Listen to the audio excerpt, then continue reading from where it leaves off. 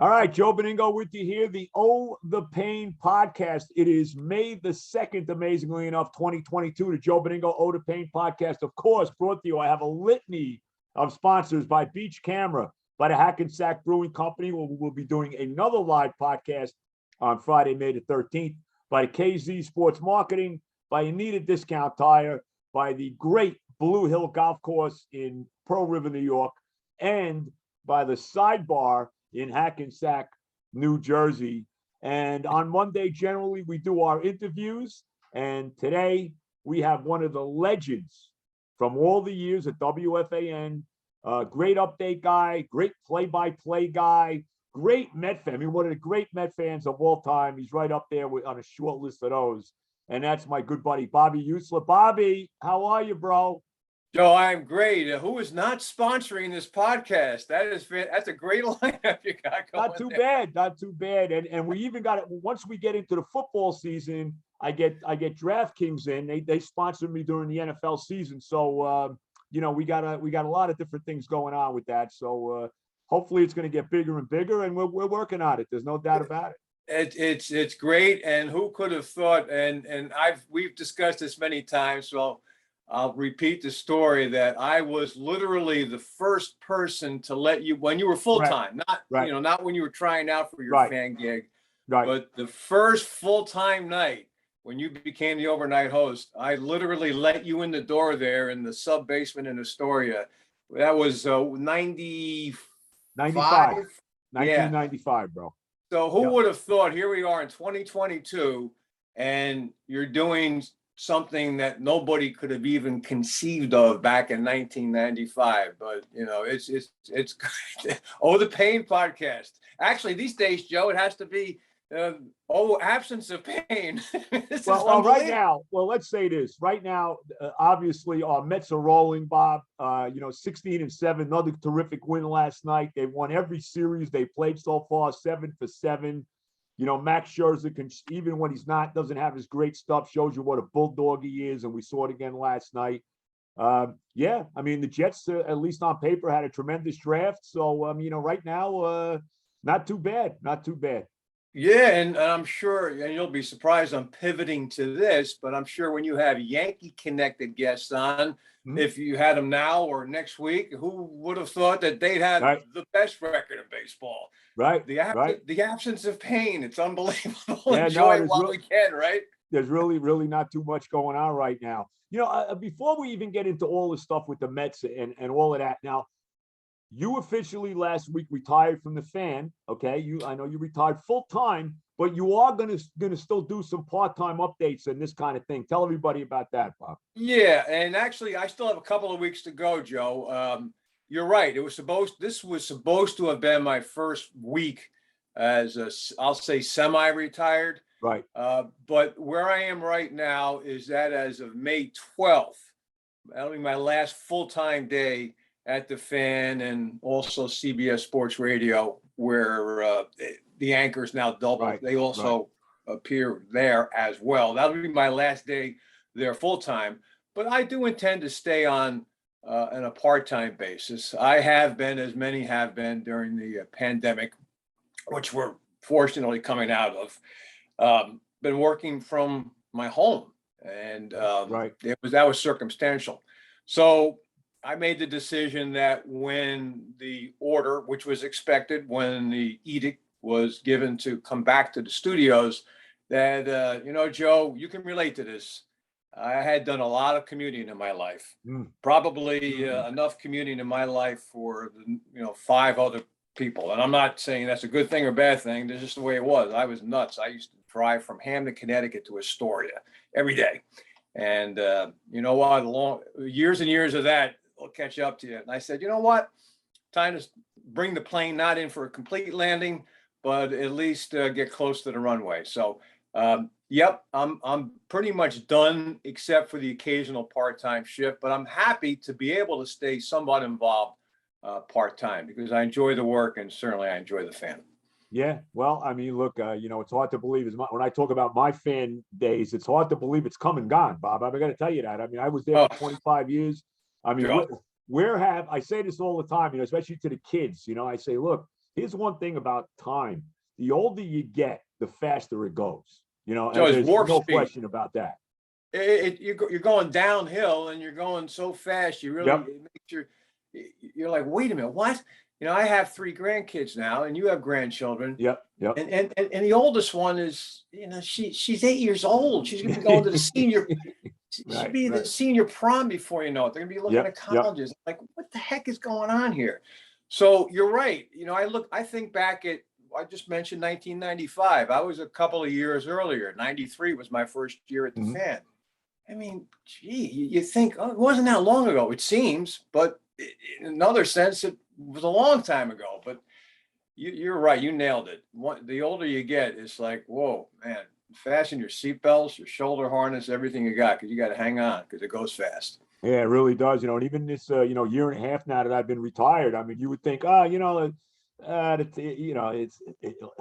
the days are long. No. It seems to be going even faster, Bob, than when I was working. I mean, it's crazy how that works. It really is crazy. Yeah, I'm gonna have to talk to you about. I have some ideas how I want to fill the days now, because like you and I are pretty close to the same age. Ever since I got out of college, Joe, I've done nothing but work. And in many, many, many years, over that 45, 50-year span, whatever the heck it is, I had multiple jobs. So I'm not going to say I was a workaholic, but work definitely was the center of my life in many ways, in addition to my family. And, that's now not going to be the case. It won't be the central thing in terms of my schedule, in terms of, okay, on this day, I've got to be prepared to do this job, or maybe get ready mentally for the job that's coming up tomorrow. That's no longer the case. And it's an adjustment you've made. So I think we're going to be talking a little bit more beyond the podcast, so I can get some life tips from Joe B.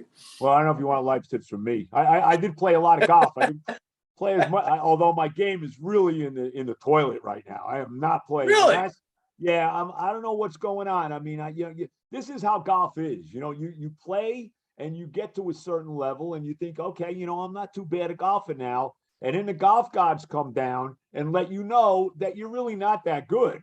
I always say this, Bob. I've been playing like about 20 years or so now. It took me 20 years to get bad. Okay. like I'm bad now. There was a time when I just couldn't play, Now I can play, but I'm bad. I have my days when I have, I'm lucky. I think I've told you this. I got a couple holes in one. I got 2 holes in one. I got nice plaques on the other side of my basement down here commemorating those. But, very lucky, which just shows you, and you could say shit here, so I will. You throw enough shit at the wall, you play enough, you'll get lucky occasionally. You know what I mean? Yeah. I'll give you my analogy. I am not a handyman. In fact, my late wife and my boys. I have a handy woman, thank God, Bob, because I am not. I can tell you that. Well, I need to borrow Terry occasionally, because here's the way I would look at it in terms of your golf description. Now I have a condo, so I've downsized. Right. And because things are smaller, I think, okay, I can fix that. I can construct that.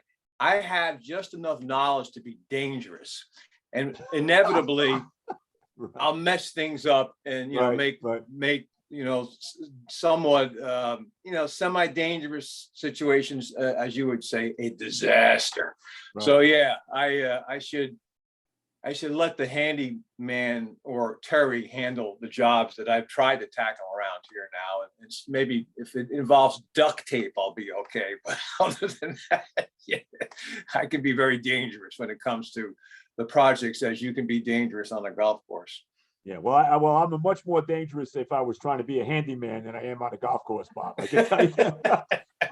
I'm lucky. Let me put it this way, bro. I'm lucky I can change a light bulb. I'm lucky I can go that far. So here we can kill 2 birds with 1 stone. I live across the street from a golf course. So what we're gonna do is you're gonna come up and play golf, and then I'll borrow Terry for the day. You can bring her up. You can do some projects. Well, the only thing I'll say to that, Bob, it would be very difficult to keep Terry off that golf course with me. I know. You know what? He loves it.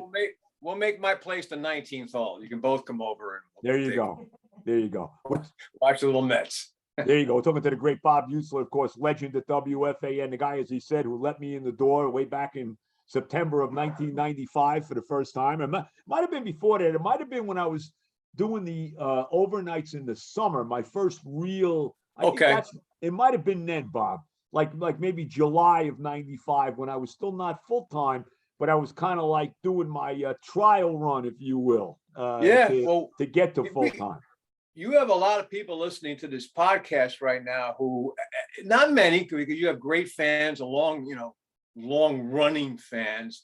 But, I remember you as Joe from Saddle River. Right, of course. And there are a lot of people who Joe from Saddle River, I'm not breaking news. People know you and your story. But, I was a Mike and I was one of those guys, Joe, who I actually taped the first segment. I have a cassette of the Fan, July 1st, 1987. Wow. I have a cassette recording that just because I thought it would be a big moment. Because like you, of a certain age, I can remember Art Rush Jr. I remember John Sterling doing talk radio. Yep. But the Fan, obviously, as we both know, was the great experiment. And I was a radio guy. I was working in Connecticut radio at the time that the Fan went on the air. So I taped the first and still have the first, Susan Waldman doing the update and that just the first few minutes of the Fan. My point being, I've been into the Fan long before I worked at the Fan. And I was listening to Mike and the Mad Dog from day one and was aware of Russo from day one when he was doing the Saturdays and kind of making a name for himself. Mike and Eddie Coleman when they were together as a team, and you as a caller. And it's Joe from Saddle River was really the first. It wasn't Joe Benigno who made the impression on me. It was Joe from Saddle River. So it was pretty cool to see what happened to you and then literally be there doing my updates and an anchor at the Fan when you showed up and started doing shows. I'm like, how this is, this station is really, it's come a long way when we now are able to have people like you, a caller, somebody who is just, out there as a fan and passionate, New York centric, come in and do a show. And that's what the Fan was, and always will be all about. That New York centric, passionate sports fan who either is doing programming or is listening and contributing. So it's great to still be able to, be with you all these years later and talking about something that for both of us really has been such a major part of our lives. Now, Bobby is, besides being a great update guy, and I mentioned great basketball play-by-play guy, is one of the quintessential all-time Met fans. Bob, how many consecutive opening days now for you for the Mets? How many is it? Yeah, since the pandemic doesn't count because I couldn't be a cardboard cutout that day. No, they should have had one for you though, Bob. I guess you could have bought one, right? Well, weren't they selling cardboard cutouts? Yeah, they were, and I had a few people ask me why I didn't because I'm too cheap. I understand. I've been to 48 consecutive home openings. Unbelievable. And I've actually, there was one that came before this. The thing, I would have gone to many more, but my parents, they didn't, no, you're going to school. My dad was a big Brooklyn Dodgers fan. That's where I get it from. I went to the Polo Grounds with my dad in 1962. That was my first Mets game at the Polo Grounds. I never went to a Met game at the Polo Grounds, by the way. I never did. No, I'm surprised. No, I never got to one at the Polo. My first one was at, my father had passed away already. I think my first was 67 was my first time at Shea Stadium. Wow, I'm a little surprised. Now, look, I know you've been following this since basically, you were conceived, probably. You're a sports guy, so it was in your blood. But yeah, I would have guessed that if not the Polo Grounds, a little earlier than that. Anyway, that my first opening day finally came when I was in high school, 1971, and people talk about the Tom Glavine game being the coldest game they've ever been at on opening day. Mm-hmm. You might remember they got lit up that day by the Cubs. I think it was the Cubs, and it was cold. I dare anybody to have been there in 1971 on opening day. I went with my dad. It was the Mets and the Montreal Expos. Tom Seaver versus Carl Morton. Joe, it was snowing. It was sleeting. The wind was blowing. My dad, God rest his soul, he couldn't take it. He actually, you might remember in Shea Stadium, they had those restrooms with the electric blow fans, the heaters. Oh yeah. Yeah. He went in the men's room and he's standing under that thing that was making like industrial fan type noise, and he got warm. I stayed in my seat, and they called the game in the fifth inning. The Mets were winning, I think 4-2, and enough is enough. They called it after it was an official game. That was the coldest day I've ever been at a ballpark. And that was my first opener in 71. My streak began in 74, and I went to both opening days that year. A buddy of mine from high school, now he actually went to the same college I did. Right. It might have been spring break. We went to the vet, and we went to opening day in 74. This same buddy and I had been to all the World Series games. I went to Pete Rose fight game with Harrelson. Yeah. So we were still flush with 1973. Playoffs. And I hadn't been opening day in 73, but in 74, we were ready to go, my buddy and I. So we went to the vet, and the Mets were, I think it was 3-2. They were leading the Phillies, and Tug McGraw comes in the game. Ironic, right? Tug McGraw against the Phillies. Right. But he was, of course, the hero of 73, or one of them. And he gave up a 2-run homer to Mike Schmidt.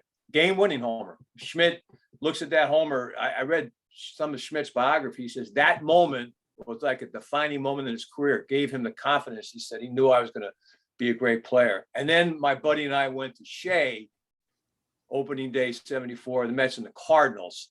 And I've been going every year since. I haven't stopped. And I'm lucky. I'm lucky because, life circumstances can get in the way.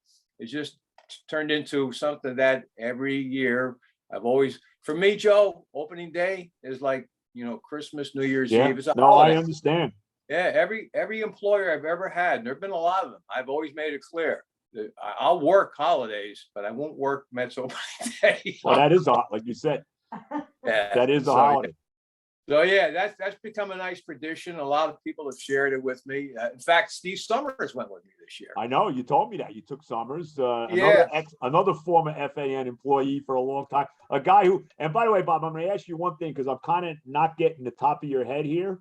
I hope so kind of get yourself back a little bit, I think, to just get in. How's there that? You go. There's Bob. Oh, look at there he is. Bobby, you're good. You still don't look a day over 45, Bob. I want to tell you. I appreciate that, Joe. I believe you, the hair gives it away, but the fact that I still have the hair, so I'm as gray as it can get. I'm fine as long as it doesn't start dropping off. That's why I go with the hat, Bob. I mean, Now you're still looking good, Joe. No, I'm trying. Talking to the great Bobby Heussler. Yeah, but it's unbelievable that we going back. You said you went to opening day with Steve.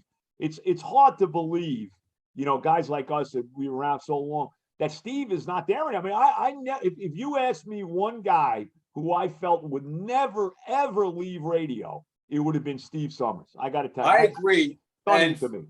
And, I'll tell you what, since there are a lot of your listeners to this podcast who would be probably interested in hearing a Steve update, I'm going to tell you that I've been out with him twice since his retirement. He came up, I live in Stamford, Connecticut. Right.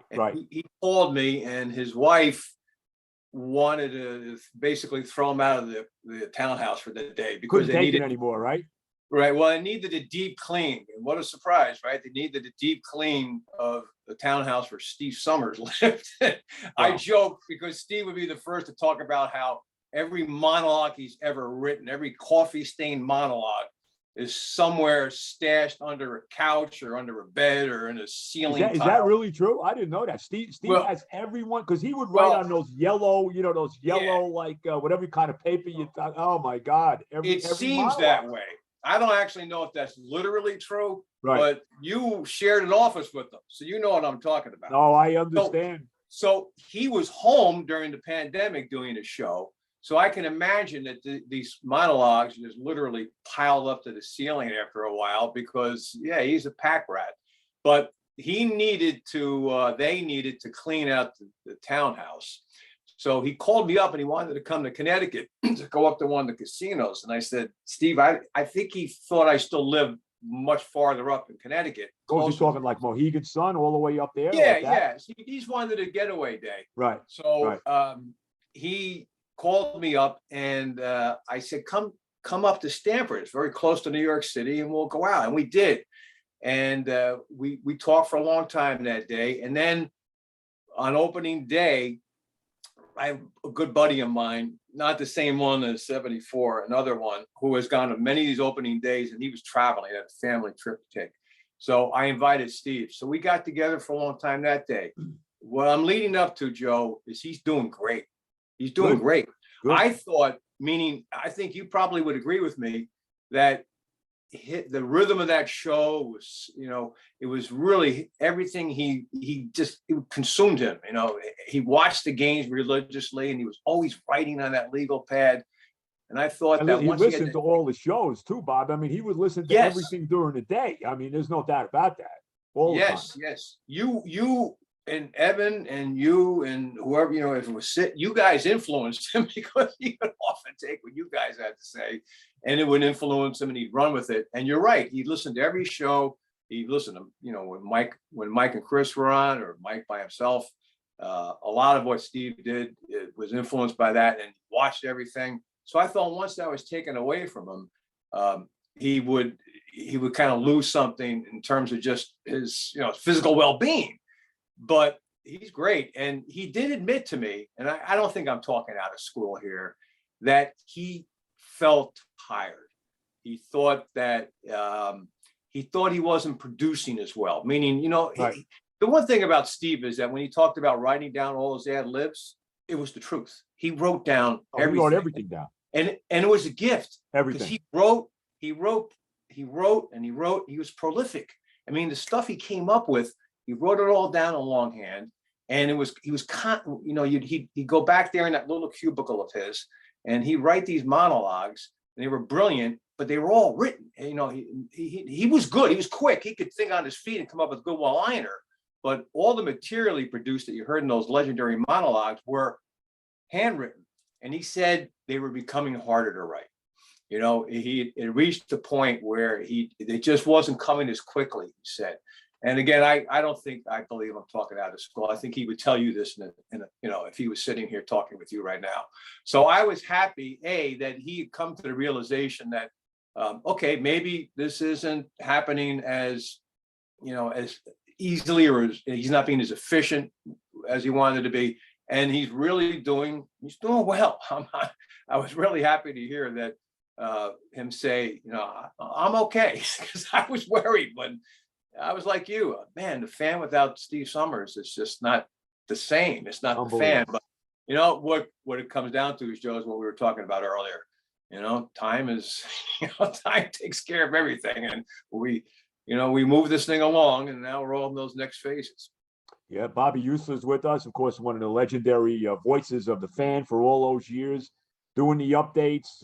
Great Met fan, does the best. Now you're still doing, Bobby, the Fairfield basketball, right? You're still doing a play-by-play there, right? Yeah, that's the one job they're gonna have to take me out on the stretcher, Joe. Right. No more WNBA. That's done now, right? Correct. That was logistical. I mentioned a few moments ago, I used to live farther up in Connecticut. Anybody who knows Connecticut geography, I lived in Hamden near Quinnipiac University, which has become a pretty good reference point for people who don't know where Hamden is. Yeah, pretty well-known school now, Quinnipiac. It is.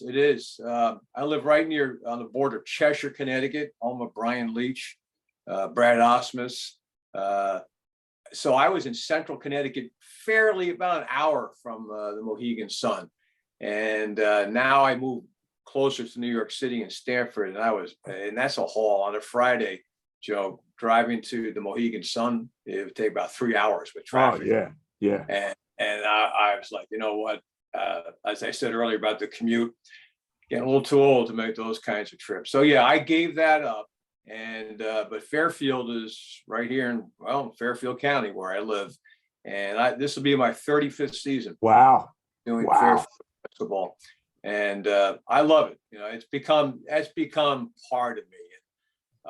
I've always valued people say, hey, it's a mid-major and, it's not big time. To me, it's always been big time because people are great. And I've always valued the aspect of having a program. And, there's something to be said for that. I'm saying that I think announcers who've been with organizations for a long time, you always hear them talk about that family aspect and that special connection you make with the place. I have that with Fairfield. So hey, I don't want to give that up until I think that maybe I can't do the job well enough. But, I'm in full, I have my faculties in pretty good shape still. So I'll keep going until they tell me, hey, Bob, you kind of missed this, you didn't do that, or I'll know when it's time to walk away from that too. And you do it, and you're also been you fill in sometimes for Carino with the net games as well, right? You did a few of those this year, right? Yeah. Not as many this year. Again, circumstantial, long story short. Right. But over the years, and I think people are surprised when they hear this, I've been doing that since 2009. Wow. 2000. I've done a lot of, because of Chris is great to work with and Capstraw, great to work with. I've been kind of like, Chris refers to me as his backup quarterback. So I relish that role. And Chris knows that if he calls that, yeah, I'll figure out a way to be there for you. And there have been years where there have been a lot of games, and that's been a joy. I've really loved doing that. And I've almost done the complete circuit.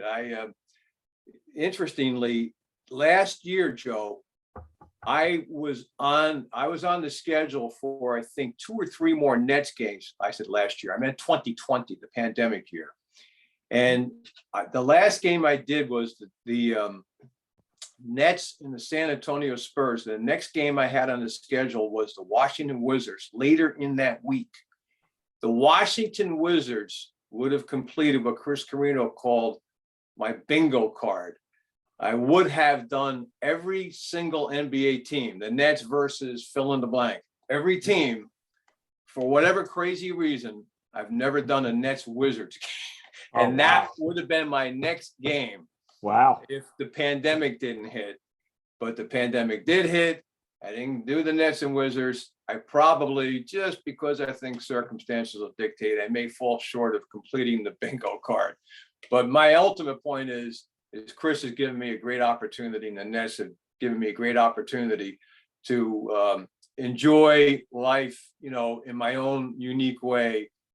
As an NBA announcer, I can always say, I did some of that circuit as well. And it's been one of the great joys of my professional career. Great. Again, I'm talking to the great Bobby Heussler. We've got to upgrade here in about 8.5 minutes. So we're going to let you know that, Bob. So when we do that, we'll give you a little heads up as I'm looking on my thing here about upgrading. So Gotcha. All right. Gotcha. As we move along here. And I guess my wife is starting to do that now. Now we got to get into the Mets. You got to be, 16-7. We talked about it. They've won 7 consecutive series. They've never done that before in their history. Every cylinder right now is really hitting. I'm a little concerned about the bullpen, but before we even get to that, they got to make a roster move today. They got to knock 2 guys off the roster. Now, I don't know if they've done it yet. Maybe you know something I don't know. Joe, I actually, for that very reason, I have Twitter in front of me, literally, as I'm speaking to you.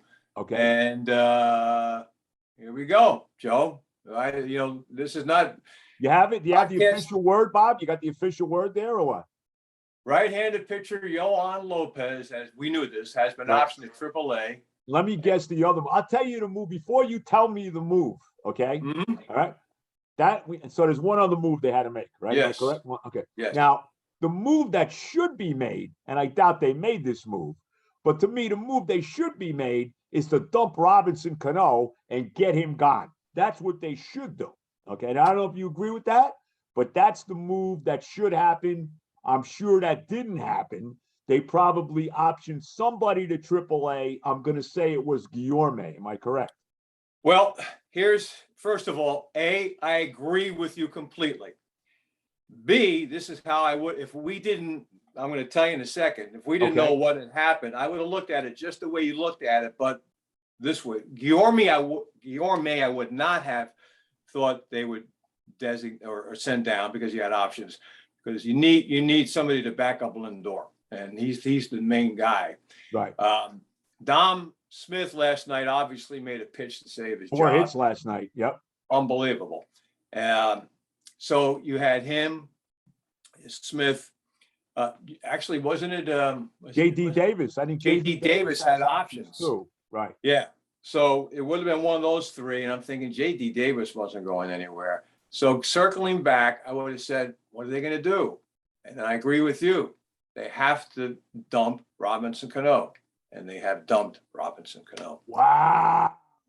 How about that? Robinson Cano has been designated for assignment, bringing the roster to 26 players. Wow. Yeah.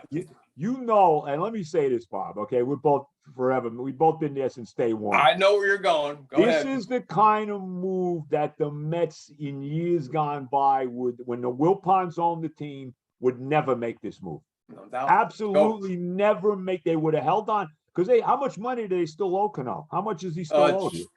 Like 37 million. 30 million. Right. Yeah, 37 is it million? It's something outlandish. Some absurd number. We know that. Yeah, nuts. My wife's laughing here. Yeah. But it is. Well, I guess the only thing that they had to, the money, of course, was the number one factor. And you're right. This is the kind of move they never would have made. Never would made. Not have been able to make that kind of a move. So that being a given, okay, can you absorb the financial hit? Well, fortunately, the answer is yes, because there's an owner now who can absorb that hit. But the other thing is, like Lindor talked about it yesterday being Sunday, I would be upset, he said, if Cano were to be let go, because he's a great clubhouse guy, he's a great leader. Yeah, the young players love him. He's inconsistent right now because he's not getting the playing time. His track record speaks for itself. All that being said, I think Cano, this is the right move forget the money, from a baseball standpoint. He's 39 years old. Yeah. For goodness sake. And coming off the steroid suspension. Just forget who he is, and the eye test said it was time to move on from Robinson Cano. So once you come to that conclusion and you can absorb the money hit, this was, I hate to use the term no-brainer, but this was the move. And they did it, Joe. So it's another sign that this is unbelievable. This is a different deal. This is a different time for the New York Mets. Yeah, there's no question about it. I mean, that's something they would have never done. I'm absolutely thrilled by that, because to me, I watch this team and I say there's tremendous chemistry on this team. Buck Showalter's got everybody contribute. Everybody who's contributing to this team is getting playing time for everyone somehow, some way. And I mean, I don't know if you agree with this, Bob, but of all the moves they've made, and obviously Scherzer's unbelievable, and the three guys, Marte and Kana and Escobar, the best move they made was bringing in Buck. I mean, he's unbelievable. Did you watch the post-game interview last night with Dom Smith? After they wrapped up the ESPN broadcast, they go. By the way, can I just say this too? What a disaster! And I love David Cohn. He does a great job. But I mean, Eduardo Perez, he's giving you all these like next gen stats, and he's going on about, it was a ball, I think I don't know if it was a ball McNeil hit I think the double McNeil hit, and he's giving you the hang time and the probability of the ball being caught and all that. What? Come on. God, Bob, please, Bob. Joe, you're the one. I was on the air with you once. You and Evan were doing a show, and I was coming in to do an update, and you asked me, this is quite a few years ago, you asked me about analytics. And I'll preface it by saying, I understand their value. I understand it. fine, but leave it to the people in the front office who talk to other front office types and make decisions based on analytics. Great, good, use them. But for a fan, and this is where I'm going to put my fan hat on, I told you on the air, it takes the kind of stuff Eduardo Perez is shoving down our throats. It takes one of the things I least enjoyed in my life, math and numbers. And I'm not saying I'm an anti-math or numbers guy, but I didn't like it. I didn't like equations or and it combines it with the biggest love of my life, sports. You know, I'm a fan. I can see it. I can feel it. I know it. I know it's good when it's good. I usually know it's bad when it's bad. I know when a player is not performing to his full capability. I know when a guy is jaking it, and so on and so forth. The human stuff, the emotional stuff. Keep the freaking, take the numbers and put them somewhere where the sun doesn't shine, for God's sake. It drives me crazy. I'm going to repeat myself. I understand the value of it. And I'll read like my favorite sports writers. If they bring it in and they write about it in a sensible way, it's valuable. Oh, I didn't know that. But don't lay it on me during a broadcast where it's just confusing. It's mumbo jumbo. Get it out of here. So yeah, I couldn't agree with you more. And in the graphics, oh God, it just drives me nuts. All right, now we're going to upgrade. Well, I think we're going to have to do, because we're going to have to upgrade here. So what we're going to do, Bob, is maybe I think my wife has to. We have to stop this for a couple minutes for her to upgrade. Am I correct? As I look back at the producer here. So what we'll do, we're going to stop this so we can upgrade, and we'll come back to you. Does he have to come back? I gotta invite him again. Oh, we got to invite you.